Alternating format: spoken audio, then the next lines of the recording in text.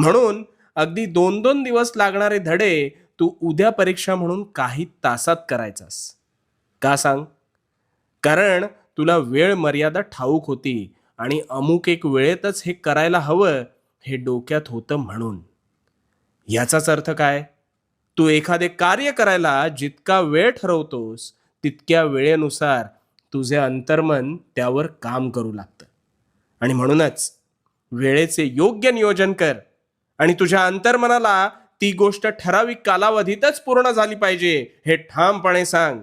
आणि मग किमया पहा, तुझे अंतर्मन तीच गोष्ट नियोजन केलेल्या वेळेत कशी पूर्ण करायची ह्याची जाणीव तुला वेळोवेळी करून देईल. आजपासून प्रामाणिकपणे कामाला लाग. बघू तुला अपेक्षित गोष्ट कशी साकार होत नाही ते. आणि भिवू नकोस, कारण मी तुझ्या पाठीशी आहे.